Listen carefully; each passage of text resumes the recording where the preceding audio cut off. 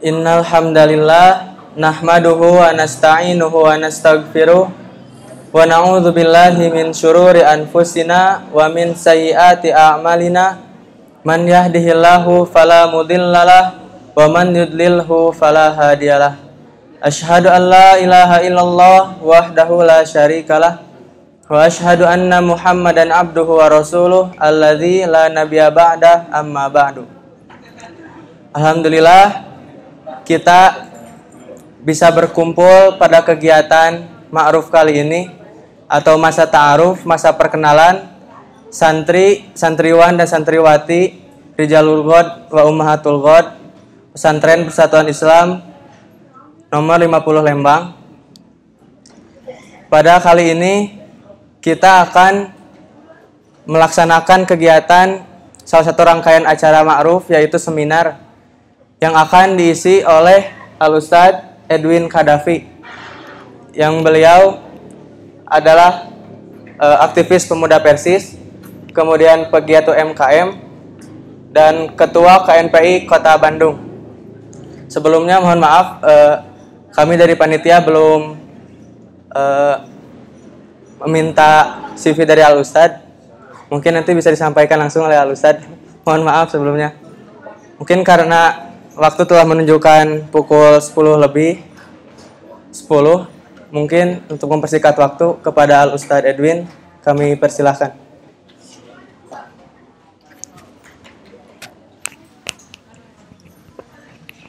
Ini agendanya, baca itu aja.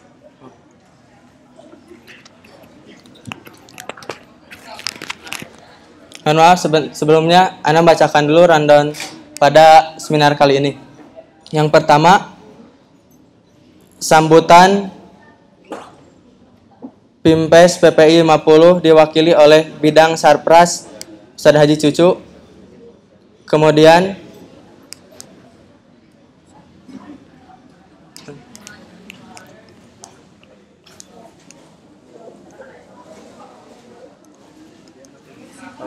Kemudian penyampaian materi, kemudian tanya jawab, kemudian pemaparan program dari Rabani oleh Bapak Rudi. Selanjutnya, untuk mempersingkat waktu, kami persilahkan kepada Al-Ustadz Haji Cucu untuk menyampaikan sambutannya.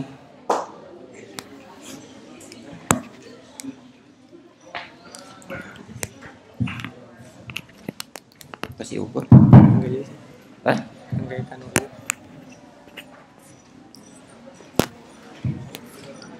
Hamdan wa syukrulillah, asyhadu an la ilaha illallah wahdahu la syarikalah wa asyhadu anna Muhammadan abduhu wa rasuluh.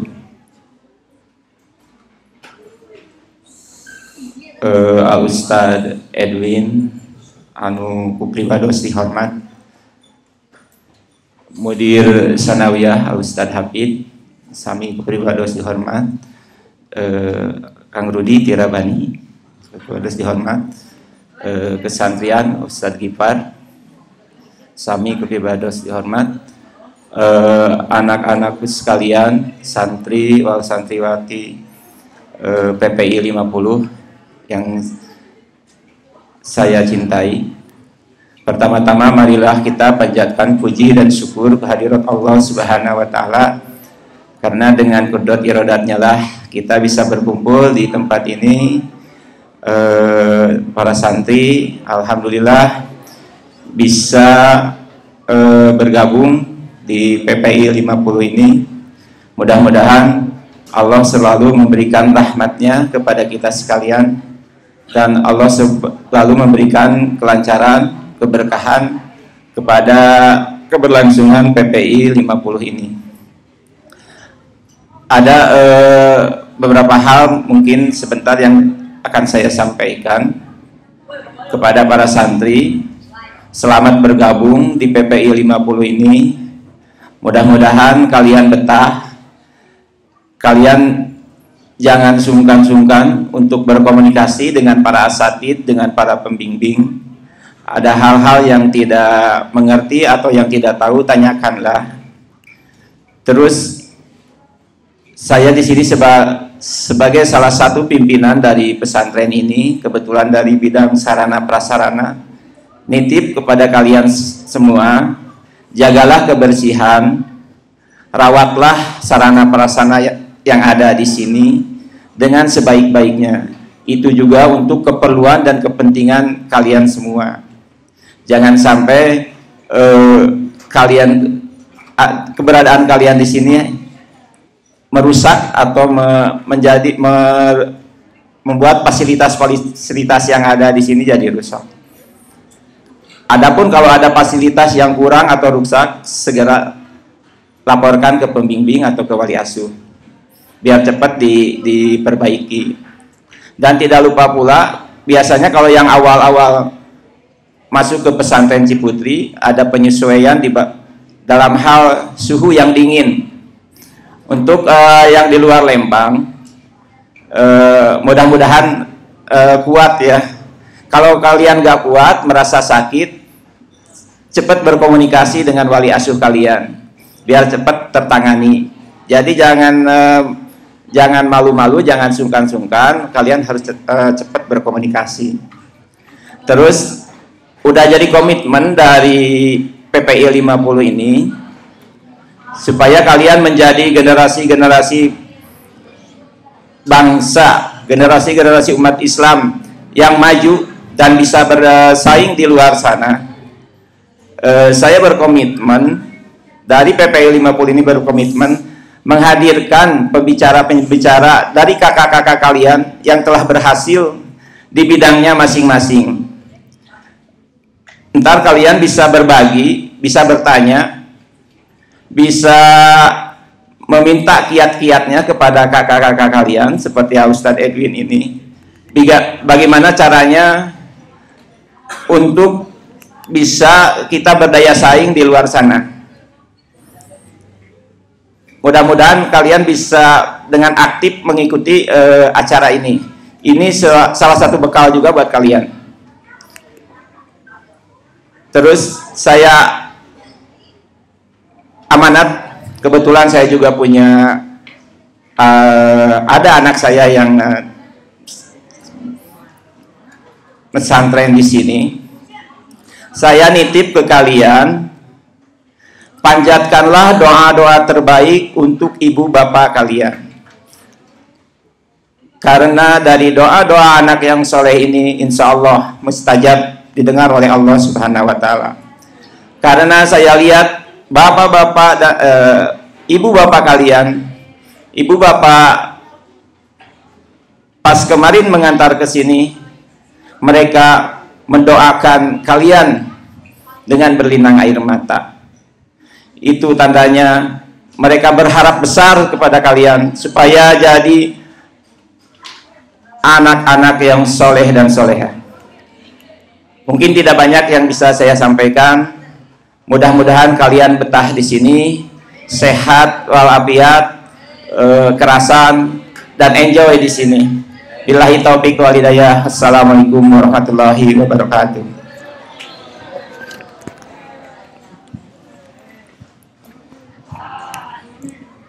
Terima kasih kepada Ustadz Cucu yang telah menyampaikan sambutan sekaligus nasihat kepada kita. Kami haturkan jazakumullahu khairan katsiran. Kemudian acara selanjutnya yaitu acara inti. Mari kita sama-sama simak, kita dengarkan, kita perhatikan apa yang akan disampaikan oleh Al-Ustadz Edwin. Kepada Al-Ustadz, kami persilahkan.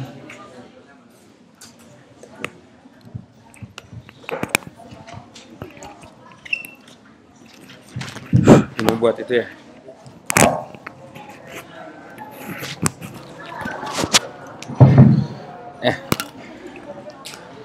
Hamdan wa syukran ala nikmatillah, asyhadu an la ilaha illallah wa asyhadu anna Muhammadan abduhu wa rasuluh.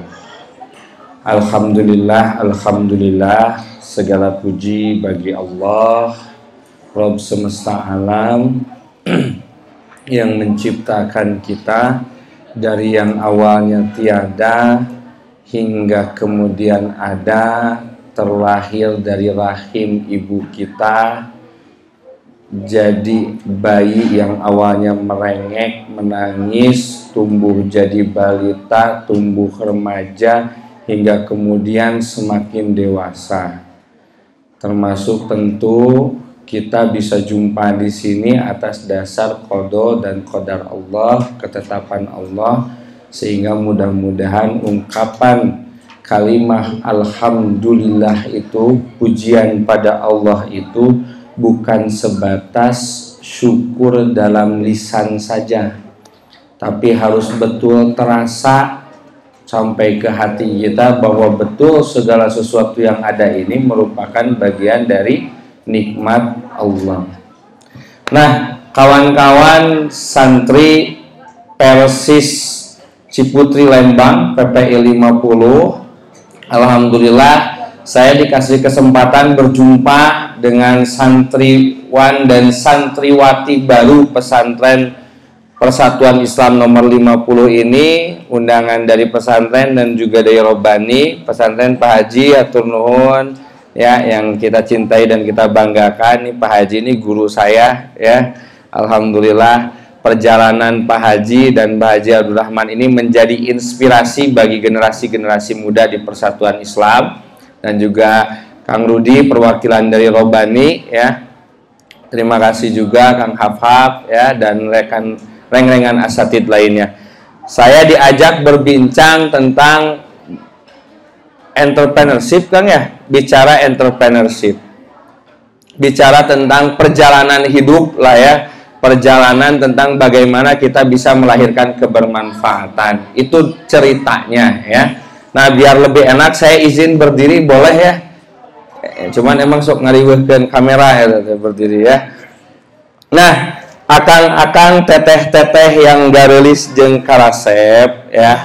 Saya yang ada di depan ini tadi kalau dibilang suruh mengenalkan diri ya, saya juga ingin kenalan dulu nih sama akang-akang dan teteh-teteh yang hebat-hebat di sini ya.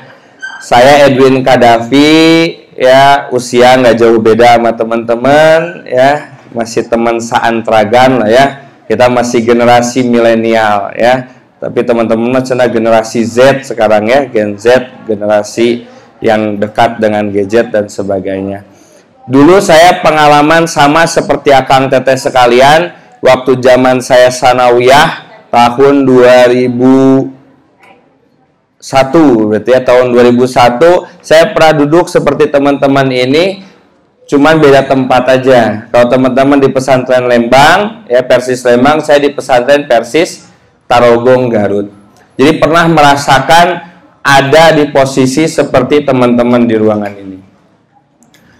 Pernah merasakan gimana ceritanya, karena rumah saya di Bandung, pas jadwal masuk pesantren tanggal segini, cek bapak teh almarhum ayah saya, hayu angkat ke pesantren. Nanti dulu atuh Pak, siangan dikit gitu. Tos lohor, hayu angkat ke pesantren. Nanti atuh Pak, beres sholat asar. Tos asar, hayu ke pesantren. Ke Pak wengian meh teu macet gitu ya. Tos wengi hayu ke pesantren. Keun atuh Pak da sakola makan lebet lagi pagi-pagi. Ngejar subuh we ti dieu jam 4, da kaudag ka Garut mangan 2 jam. Cek bapak teh nya sok atuh ya. Terus berangkat pagi-pagi teh subuh-subuh ya ke Garut. Sampai Garut ya. Udah nyampe tak ke Garut. Sok atuh gerak ke sekolah. Ya nanti dulu tuh udah kagok, udah kesiangan, Pak. Udah kesiangan jam segini mah. Malu ke sekolahnya juga, belum ganti seragam. Kumaha tuh. Ya tuh Pak, nanti dulu jangan dulu masuk sekarang. Ka mana heula ayeuna? Ayo orang nyari makan nyari makan siang. Pak tuh kagok kan besok sekolahnya juga, pulang lagi ke Bandung. Pulang lagi ke Bandung. Sampai Bandung, arek ilhadi atuh ka sekolah teh kewe wengi. Jadi sehari itu bisa sampai 2 balikan saya ke Garut tuh, Bandung Garut. Itu dongeng saya dulu ya. Saking dulu anti masuk pesantren. Kenapa anti masuk pesantren? Dulu ya, saya tuh cita-cita beres dari SD itu masuk tuh ke SMP SMP 5, kalau nggak SMP 1 Bandung. Target tuh dulu ya. udah pengen masuk SMP, cuman bapak almarhum dulu maksa kudu ke pesantren. Mirip lah seperti Pak Haji tadi ya, makanya pas gara-gara Pak Haji bilang SMP SMA mah kudu pesantren, kan kuliah mereka mana wae. Tadi sedikit berbicara sama Pak Haji berbicara begitu ke anaknya. Dulu almarhum bapak saya bilang begitu, tapi saya dulu nolak, nggak mau pesantren, pengen SMP. Makanya susah ke pesantren tuh ya. Sampai akhirnya saya dulu kan sistem masih catur bulan ya. Saya ngadongengkeun heula goreng nah ya. Dulu sistem catur bulan. Catur bulan teh berarti sabulan sabu teh berapa? 4 ya? Apa 3? 3 bulan ya. 3 bulan. Kalau sekarang kan semester ya, 6 bulan, semester 1 6 bulan, semester 2 6 bulan. Saya dari satu catur bulan itu alfanya bisa 20 hari. Bisa 30 hari alfa karena hari Kamis pulang ke Bandung, Sabtu Minggu drama seperti tadi ya. Drama pulang pergi Bandung Garut, baru efektif sekolah tuh hari Senin. Senin, Selasa, Rabu, Kamis pulang nih. Ya sampai dulu wali asrama, wali santri itu geus capek lah mematahan Edwin Kadafi mah gitu ya dulu tuh. Itu di awal-awal ya. Kesini udah mulai seneng sama pesantren. Ngurangan lah, tapi alfa masih banyak. Ngurangan tina 20 jadi 18, jadi 18 gitu ya. Nah, itu gambaran dulu saya di pesantren. Tapi kemudian kelas 2, kelas 3 ya udah mulai menikmati dan sampai dulu saya bilang ke bapak, "Pak, nggak apa-apa. Saya nggak sekolah juga, nu penting mah saya pasti nilai bagus." Saya dulu bilang begitu ya. Tapi kayak gitu kalau rek bangor kudu anggar tanggung jawab ya. Jadilah orang budak bangor gue bertanggung jawab. Saya dulu bangor SMP itu sanawiyah bolos sering, tapi bertanggung jawab. Ranking tidak pernah keluar dari 3 besar. Walaupun sekolah bolos 20 hari, bolos 25 hari, ya, tapi selalu ranking 1, 2, 3 gitu ya. Kalau enggak di ranking 3, pernah ranking 5 lah di beberapa catur bulan tuh ranking 5. Nah, harus bertanggung jawab. Jadi saya bertanggung jawab ke orang tua, nilai mah punten tetap bagus gitu ya. Nah, cuman poin yang ingin saya sampaikan adalah ternyata 3 tahun perjalanan pesantren di sanawiyah nih, bicara sanawiyah. Saya merasakan bahwa ternyata di pesantren itu nggak enak, nggak nyaman. Pas saya masuk kampus, apa yang kemudian saya rasakan di kampus itu, saya bisa struggle, bisa berjuang, bisa menghadapi tantangan-tantangan hidup. Ternyata baru kerasa di situ. Oh, iya teh bekal pesantren teh. Tah, didinya we muncul kaduhung mah. Mantap kaduhung mah ditungtung, eueuh kaduhung mah paneuri, eueuh nu mimiti. Ya. Penyesalan itu di akhir, tidak ada yang di awal. Baru di situ kerasa, ya Allah, pesantren saya waktu itu ketika di pesantren nakal, malas sekolah, nyusahin orang tua ya. Sampai ibu saya nangis, sampai bapak saya pernah ngelemparkeun gas 12 kilo, dan dulu mah nggak ada gas melon ya, gas badag gas 12 kilo, dialungkeun si bapak di dapur teh ku almarhum. Saking ku nafsu, saya tidak mau sekolah aja ke pesantren. Dari situ pas udah kuliah, baru saya kerasa, oh ini kenapa orang tua nyuruh saya ke pesantren. Ternyata bekal nu utama mah ilmu. Mantap nyiar ilmu nuluhung sangkan jaga tekaduhung.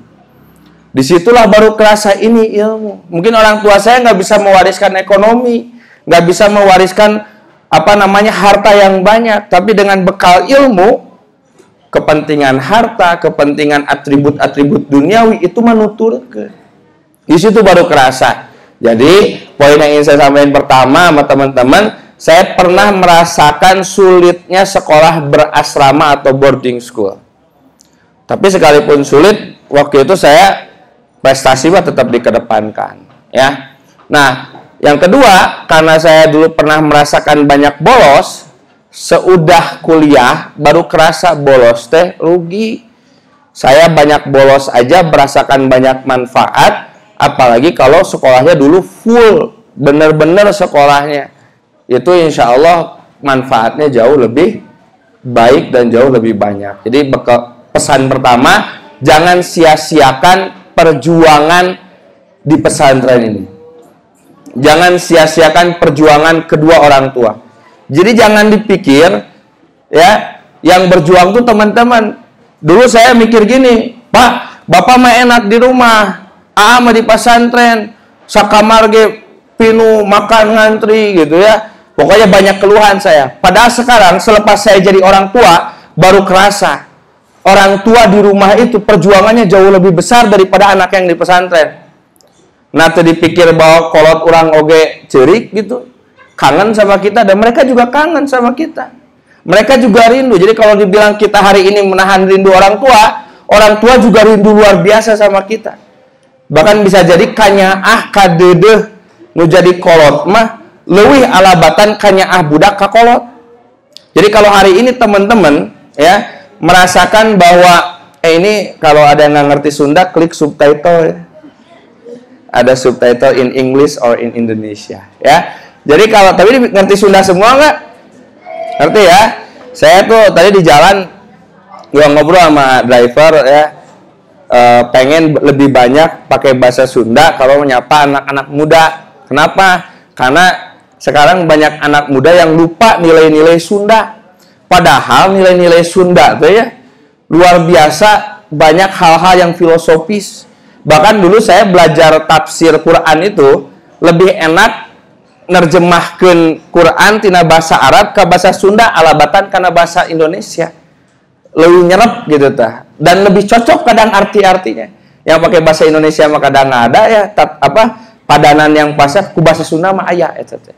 Nah, jadi saya emang ada sering-sering sekarang kalau ngisi ada Sunda-Sundanya. Nah, jadi saya ingin sampaikan orang tua kalian di rumah itu perjuangannya jauh lebih hebat. Mereka mau udah nyari nafkahnya, terus menahan rindu pada teman-teman semua. Maka jangan disia-siain.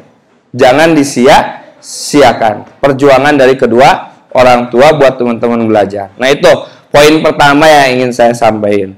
Lalu yang kedua, teman-teman, kita bicara tentang emang kita mau ngapain, mau kemana, gimana sih cara kita hidup teh gitu ya. Jadi saya ingin bicara tentang gimana sih sebetulnya pemahaman saya tentang cara hidup. Jadi yang pertama, hidup itu ya kawan-kawan semua, kita ini harus menyadari poin yang pertama, bahwa kita itu makhluk Allah. Itu yang harus betul-betul disadari. Supaya teman-teman bisa betah dalam berjuang di pesantren, teman-teman bisa betah dalam berpendidikan, teman-teman nanti kalau jadi pengusaha betah sebagai pengusaha, teman-teman yang jadi profesional betah sebagai profesional, yang jadi guru betah jadi guru. Pertama yang harus disadari, diyakini sama teman-teman, kita teh makhluk Allah. Ari makhluk Allah manu diciptakeun ku Allah. Kalau yang diciptakan berarti harus menghamba pada yang mencipta. Kenapa saya bilang supaya hidup kita nyaman harus yakin dulu sama hal pertama ini. Supaya kemudian setiap kita menemukan titik kehidupan dimanapun itu, termasuk di pesantren hari ini, kita cukup berpikir di pesantren ini Allah suka nggak ya sama kita? Oh iya, Allah suka amal santri yang ada di pesantren. Maka jadikan itu penyemangat. Kenapa kamu semangat di pesantren? Karena Allah suka saya di sini. Karena ini sesuai dengan perintah Allah. Kalau kita menempatkan semua kejadian hidup disandarkannya pada Allah, pasti kita jadi orang yang kuat. Pasti kita jadi orang yang hebat. Jangan menyandarkan kenapa di pesantren? Dacek kolot, dacek mamah, dacek bapak. Mungkin awalnya begitu. Tapi coba dikit-dikit kita geserkan sandarannya itu pada Allah. Kenapa sih kita di pesantren? Ya karena Allah suka kita menimba ilmu agama. Karena Allah suka anak-anak muda yang berjuang untuk menimba ilmu. Nah, itu yang disandarkannya.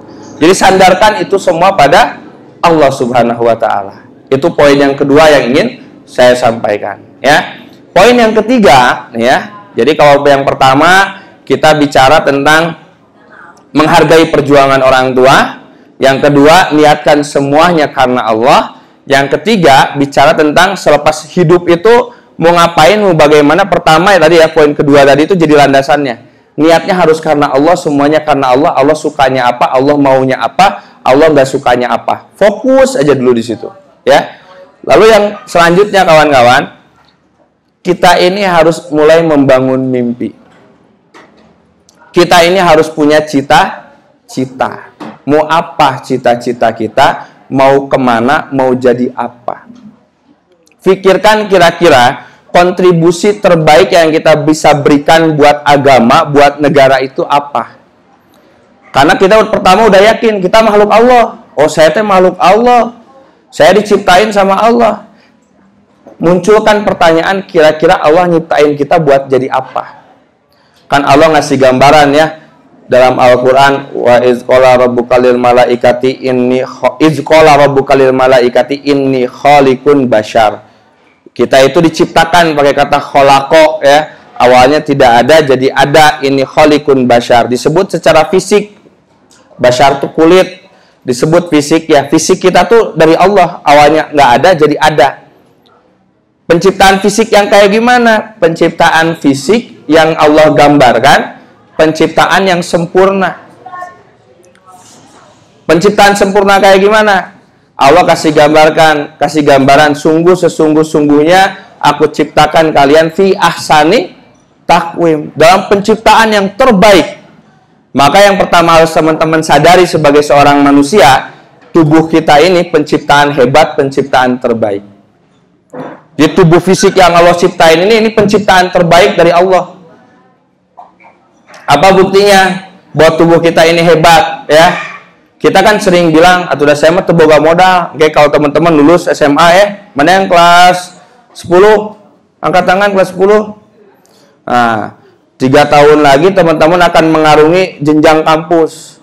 Pas mau kuliah yang mungkin ekonominya terbatas seperti saya dan beberapa teman saya, mungkin bisa jadi nggak kuliah ya, berpikir kumaha rek kuliah dan saya mah kolot gitu boga. Ya kan bisa gitu ya, saya mah nggak punya apa-apa. Nah itu supaya bisa memupus hal seperti itu, kalian harus menyadari terlebih dahulu bahwa fisik kita ini sudah modal yang luar biasa dari Allah. Apa buktinya fisik kita modal luar biasa? Saya sering kasih cerita ini.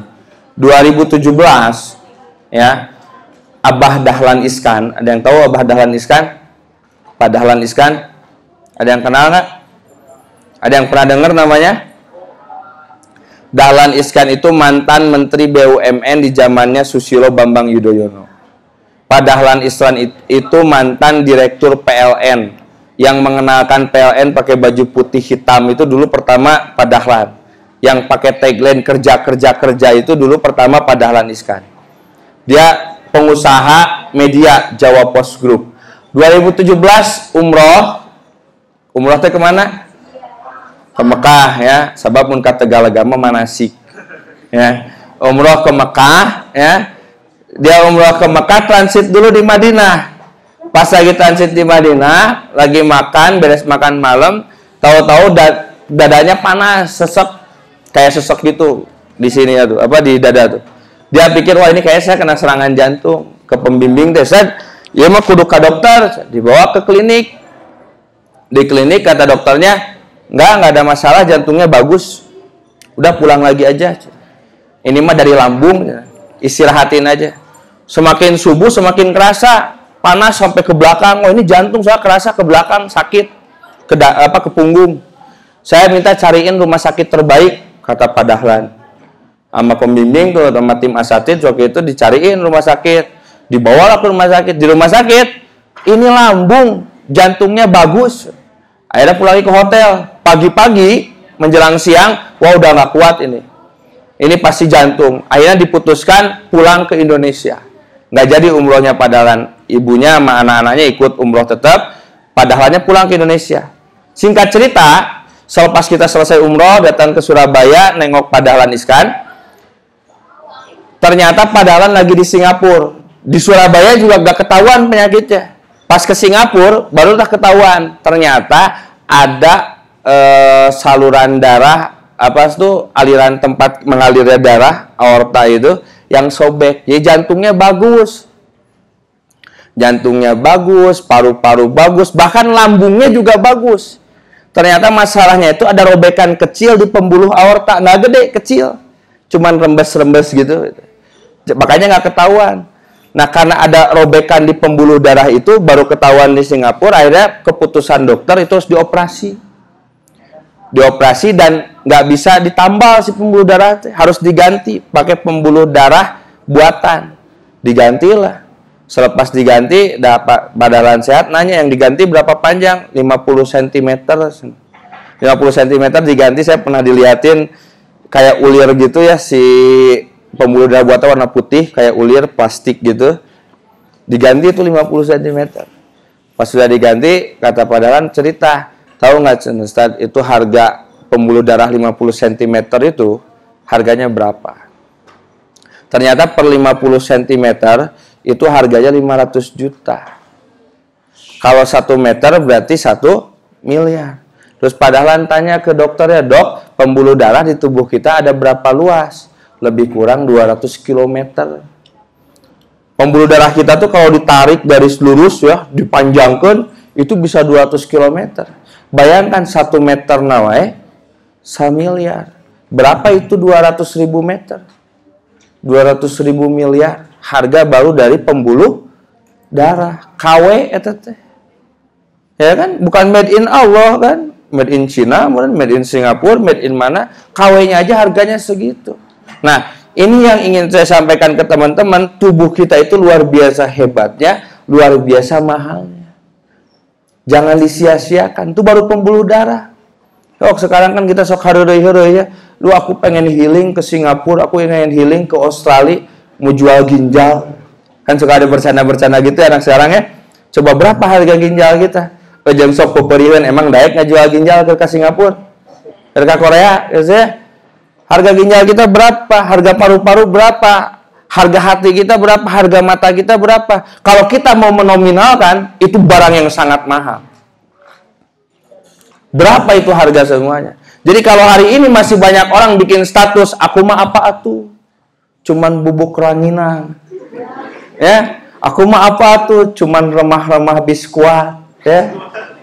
Ya kan kalau orang Sunda bubuk ranginang, pan mun orang Surabaya tengartiin ranginang ya bubuk biskuat gitu kan ya.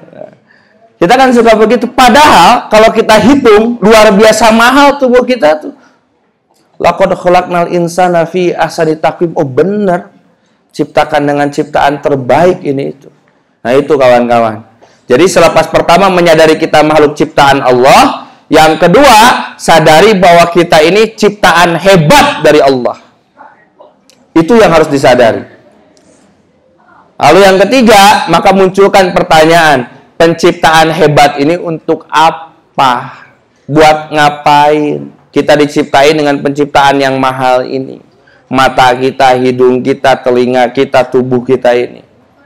Maka Allah jawab tuh dengan ungkapan wa idz qala rabbuka lil malaikati inni ja'ilun fil ardi khalifah. Kalau tadi idz qala rabbuka lil malaikati inni khaliqun bashar, Allah ngasih gambaran ini diciptain, kamu yang awalnya nggak ada jadi ada sama Allah. Sekarang Allah menjawab, memberikan jawaban pada manusia yang mencari jawaban. Buat apa diciptain itu dengan penciptaan hebat? Ini ja'ilun, menggunakan kata ja'ala, ja'ilun, menjadikan, memberikan fungsi dari yang ada, diberikan fungsi. Fungsinya apa? Sebagai wakil Allah, sebagai khalifah.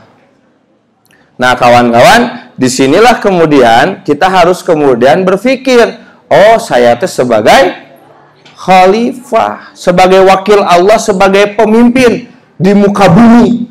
Makanya harus punya visi yang hebat. Oh tugas saya kata Quran tuh besar.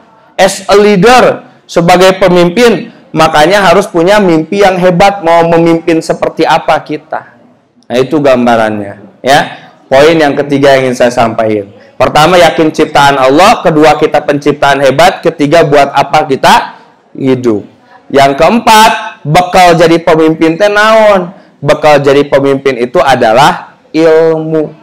Seperti yang Allah gambarkan selepas ayat tadi, wa alama adamal asma'a kullaha. Dan kami mengajarkan kepada Adam. Berarti yang bikin Adam bisa berkualitas itu adalah ilmunya.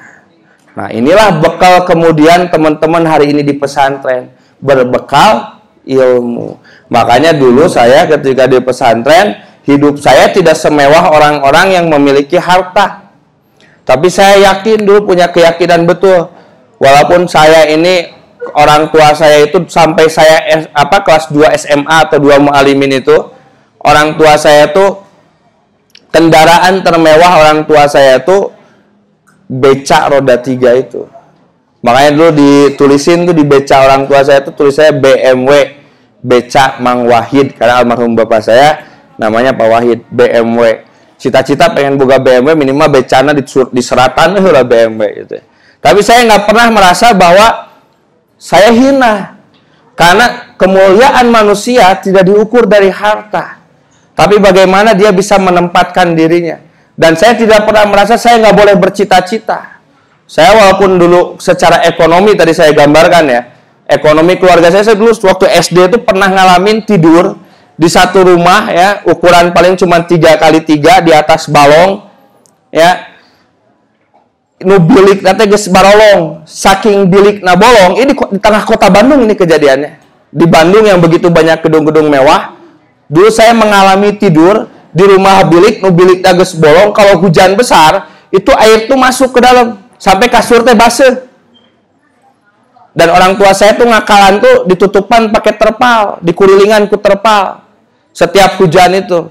Tapi kalau musim panas terpalnya dibuka sebab ngaheap ke jero. Itu saya ngalamin begitu. Lagi tidur kerasa kaki dingin, kena air karena kasurnya basah. Terpaan hujan masuk ke sela-sela bilik itu. Saya ngalamin kayak gitu. Tapi sejak itu saya berpikir bahwa saya hari ini miskin, saya hari ini nggak punya duit, orang tua saya sederhana, orang tua saya seadanya. Tapi saya berkeyakinan hidup kita pasti bisa lebih maju kalau kita tidak terpuruk dalam keterpurukan kita. Jadi kondisi hidup itu bukan tentang masalah kita sedang miskin atau sedang kaya, tapi tentang bagaimana kita bersikap pada kondisi hidup kita. Nah, cara sikapnya kumaha ilmu eta teh. Mun urang boga ilmu, tempo orang aya dinana langsa, eta tempona pikeun orang sabar. Tempona orang miboga, saatnya kita punya, di situ saatnya bersyukur. Tapi poinnya juga bukan berarti saat punya tuh gak sabar, sabar juga. Sabar syukur itu beririsan. Saat kita tidak punya, kita pun bersyukur dengan yang ada. Sabar dan syukur itu satu tempat yang sama sebetulnya. Ya. Nah, dulu saya mengalami hidup tidak punya, tapi poinnya yang ingin saya sampaikan adalah ketidakpunyaan itu tidak membuat kita takut bermimpi. Sejak dulu saya kalau ditanya sama orang lain mau jadi apa, jadi pengusaha. Mau jadi apa, jadi presiden. Sampai saya sanawiyah, itu bangku saya ya, bangku meja saya, tapi tadi ada amanat di Pak Haji, tong dirusak. Ya, kalau dulu saya pernah rumah saya sok ngarusak bangku sekolah Pak Haji, ya izin. Mejanya kan dulu mah meja jadul ya. Kalau sekarang kan di sini mah bagus, saya pernah lihat mejanya kan itu suka ditulisan tuh pakai apa? Diguratan ku paku ya, nama M. Edwin Qaddafi, Presiden of Republik Indonesia. Saya nulis tuh kayak gitu ya. Terus saya suka nulis rencana hidup saya itu. Saya jadi wali kota Bandung, beres jadi wali kota, saya jadi Presiden Republik Indonesia. Itu saya tulis dulu, sanawiyah, tulis gitu ya. Jadi pengusaha yang jadi politisi. Karena dulu saya pernah baca bukunya, yang karangan Prof. Dadan dan kawan-kawan, yang dai, yang politikus. Jadi dulu mah ya, saya tuh rajin baca buku. Setiap istirahat, saya pasti di perpustakaan. Saya selalu di perpustakaan. Saya tara kagodaku makanan ke kantin. Sebab tuh boga duitna. Ya. Karena dulu tuh kan apa bakal kadang habis gitu ya. Itu diam tuh di perpustakaan. Sampai saya mah dulu hafal spesifikasi kapal Sukhoi perbandingannya dengan kapal F-16. Karena waktu tahun itu lagi rame-ramenya perbandingan kapal Rusia Sukhoi sama kapal dari Amerika. Terus perbedaan Boeing ya, perusahaan Prancis, Airbus dan sebagainya. Kalau dulu di pesantren itu banyak buku-buku kayak gitu, saya bacain kayak gitu. Peta politik internasional baca gitu ya. Termasuk buku tadi yang dai yang politikus. Kenapa dulu banyak buku kayak gitu? Karena dulu saya pernah mendemo mudir pesantren.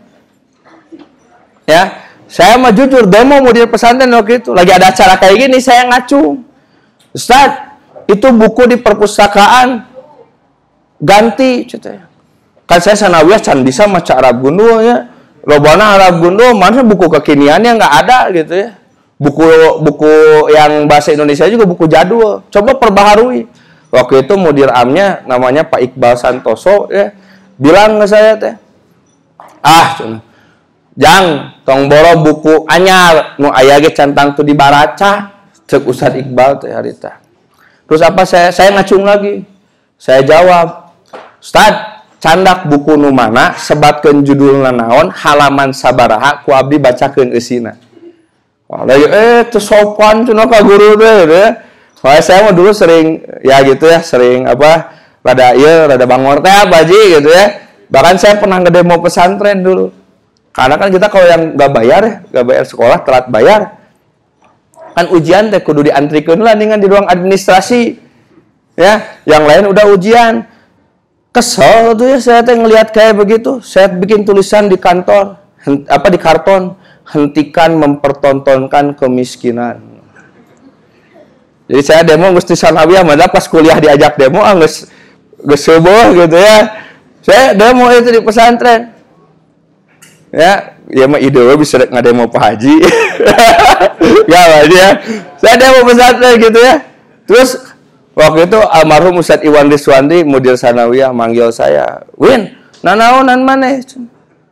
Jika kia, "Ya Pak, Ustadz, kasihan atuh ini yang tidak mampu, harus dipertontonkan begini, masuk sekelas telat, orang lain udah 10 soal, kita baru nulis nama gitu ya.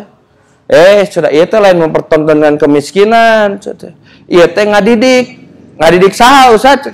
Sabab banyak, kata Ustadz Iwan almarhum itu Allahu yarham, banyak yang punya uang, tapi uangnya dititip ke anaknya ditilep, dibayarkan SPP. Nah, jadi ngadidik ngera-ngera jelma anu boga tapi nilap duit.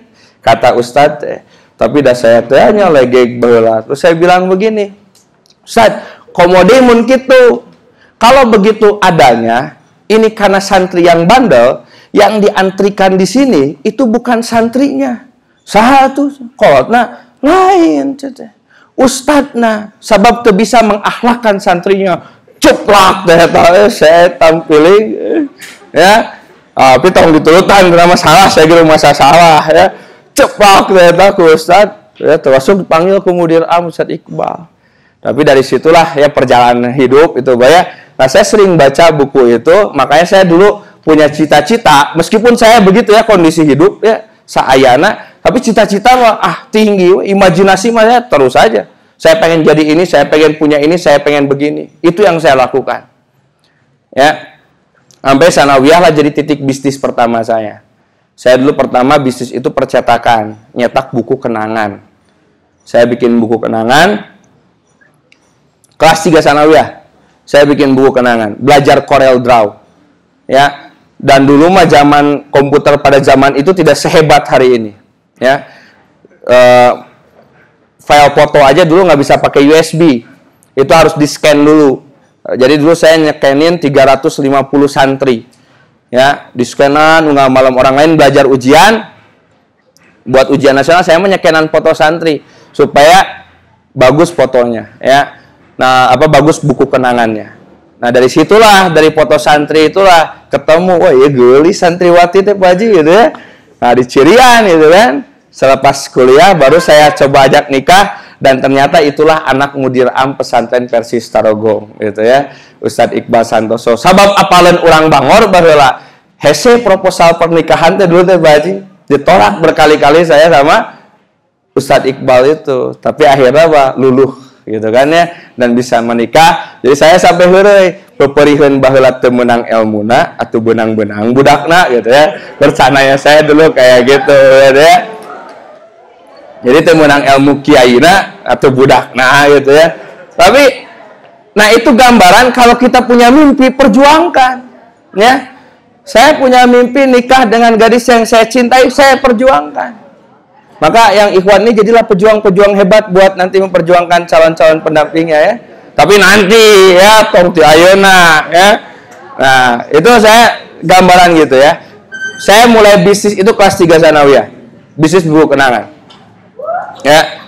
Dari situ saya masuk ke Bandung, sekolah di Bandung, ngekos di Astana Anyar di Gang Tresna Asih. Ya, ada orang Astana Anyar sini? Orang Pagarsi ada?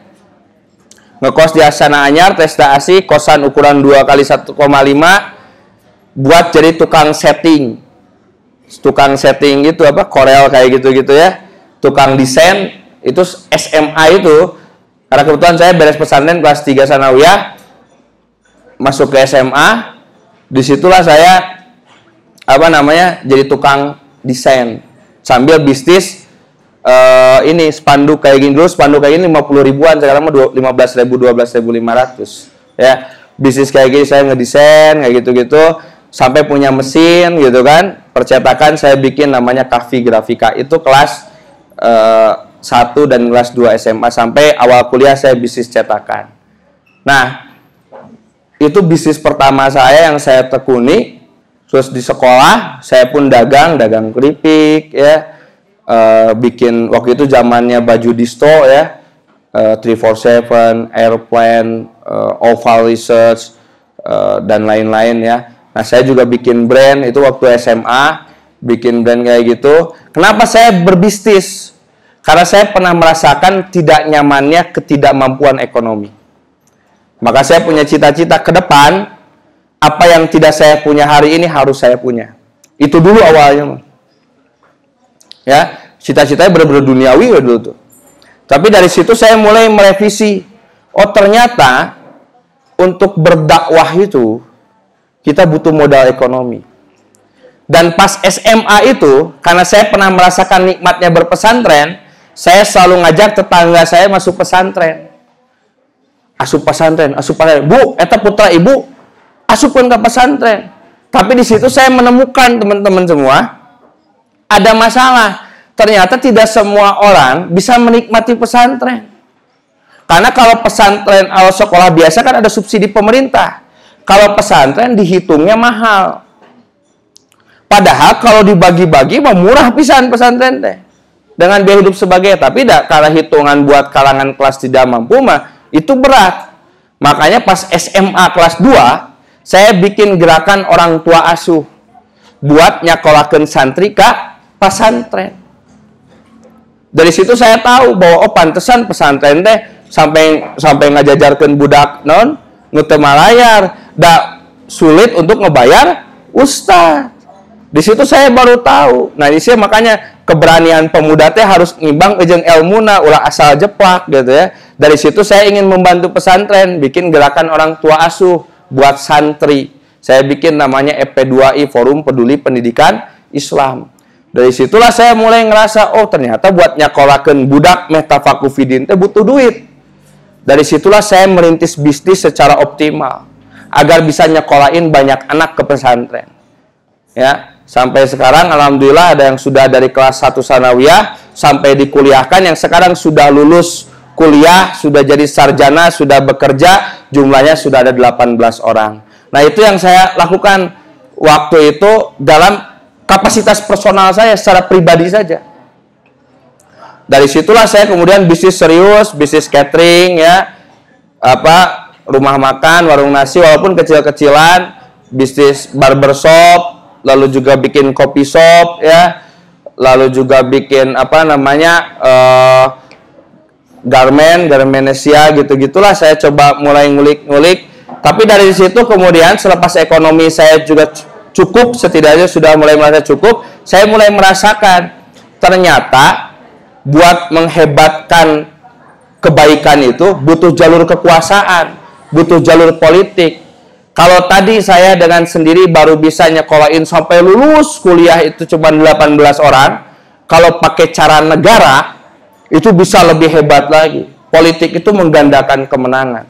Makanya perjalanan hidup saya selepas kuliah berbisnis, UMKM, bisnis gitu ya, di Pemuda Persis. Dan kenapa saya ke Pemuda Persis?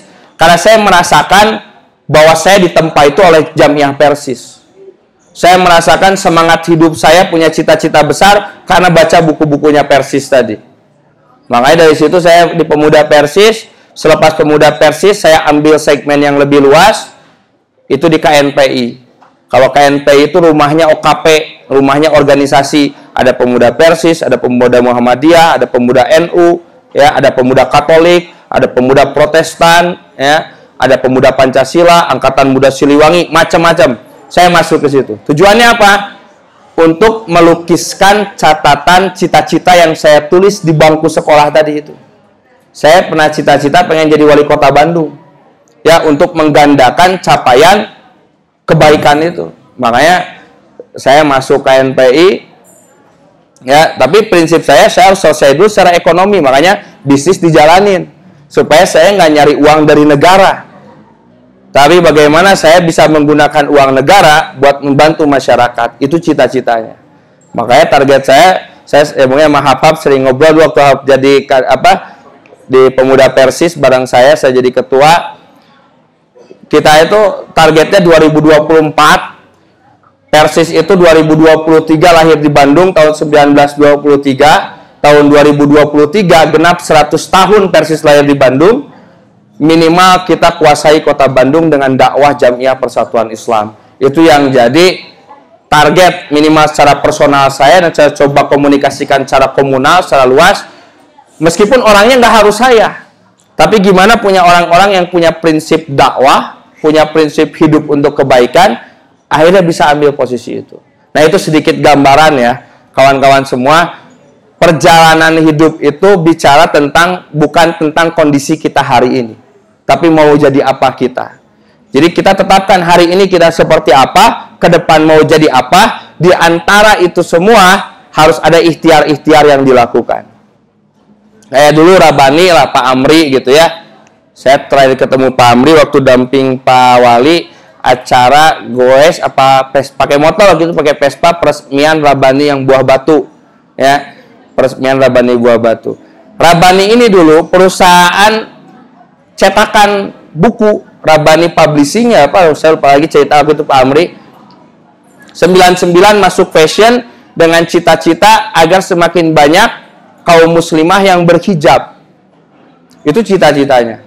Dan alhamdulillah tahun 2000-an ke sini orang berhijab semakin banyak.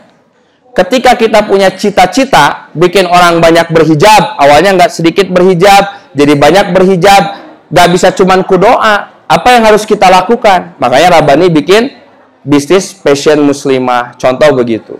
Nah, begitupun kita, apa yang mau kita lakukan? Nah, terakhir sebagai gambaran, saya dulu cerita tadi ya, nggak pernah punya motor saya sampai SMA. SMA kelas 2 saya nggak punya motor, lihat anak-anak pakai motor, saya pengen punya motor. Akhirnya yang saya lakukan apa? Kondisi sekarang nggak punya motor, nanti pengen punya motor. Maka usaha apa yang harus saya lakukan supaya beli motor? Makanya saya usaha tuh macam-macam tadi ya. Saya usaha macam-macam, di sekolah pun saya usaha, saya bisnis, supaya bisa beli motor. Saking pengennya beli motor, supaya imajinasi beli motor itu semakin kuat, pas punya uang, belum bisa beli motor, saya beli dulu helmnya. Jadi yang pertama saya beli itu helm, ini mah nyata. Saya pertama tuh beli helm. Ya, pas naik angkot tuh ke SMA itu ya, naik Cikudapati Ciroyom, di Cijerah, helmnya di bawah. Sampai ada ibu-ibu suka nanya, "Cep, nah hanya nyanak helm, kunaon motorna kempes, henteu Bu, sep bensin, henteu Bu, mogok, henteu Bu, kunaon atuh tegaduh motorna." Tapi nggak apa-apa, saya bawa helmnya serius. Ini mah nyata. Ya, saya bawa helmnya. Sudah saya bawa helmnya di sekolah, itu saya simpen di kelas. Sampai ada guru bilang, "Cik atuh, ari helm tong simpen di kelas, simpen na motorna." Nu saha eta?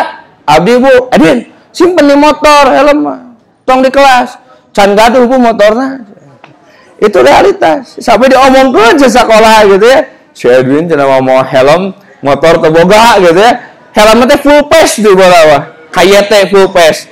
Dah yang mulai no alus ya. Tapi alhamdulillah dari situ saya termotivasi terus buat beli motor. Kelas 2 SMA saya beli motor, kelas 3 SMA itu pertama kali saya beli mobil cash Daihatsu Verosa tahun 98. Nah, itulah perjalanan ya. SMA saya kelas 3 beli mobil cash. Terus dari situ saya meyakini segala sesuatu itu tergantung mindset kita. Ya, saya kasih contoh lagi nih ya. Tahun 2020 nih ya. Saya pas menyalon KNPI, mobil saya Innova Ribbon. Terus kata orang-orang, kalau nyalon KNPI itu butuh modal gede, butuh modal sampai 1 miliar. Waktu itu awal pandemi, sampai orang bilang, kayak ketua kudu mobil kudu dijual ke modal kampanye. Tapi saya waktu itu pikir, niat saya buat Allah. Kalau niat saya buat Allah, Allah yang akan memampukan saya. Dan ternyata benar, habis 1 miliar nyalon KNPI itu. Ya, bukan buat money politik, dah emang kan buat silaturahim, dah itu kudu nyuguhan, kudu naon gitu ya. Habis 800 jutaan mendekati 1 miliar. Tapi saya jual mobil enggak. Justru Allah teh kasih jalan, catering pandemi ya. Orang lain turun, saya naik sebab menang catering di Polrestabes Bandung buat polisi yang ngejaga pos pengamanan. Kadang itu nggak saya sangka-sangka. Pas dapat duit ya, kata istri saya, "Bah, ini mah meureun uang ini mah ya takdir Allah buat Abah nyalon KNPI." Karena sudah sevisi dengan istri terungsing, dipakai kikituan, sok we dan niatnya buat dakwah. Jadi saya nggak sampai ngejual mobil, nggak sampai ngejual rumah. Pas mau pelantikan, saya menang itu bulan September ya. September itu teman saya senior-senior ngomong, "Ketua, mobil eta ketua masih Innova. Engke mun jadi ketua KNPI mah kan kasebutna pejabat. Mun ketua ganti mobil saenggeus pelantikan, bisi pajarkeun make mobil alus teh ku jabatan." Dari situ saya berpikir, aduh sebelum pelantikan saya harus ganti dulu mobil. Ya, baru berpikir begitu, usaha tuh saya. Pengen ganti mobil ku Fortuner. Ya. Padahal baru beres kampanye, habis keluar duit.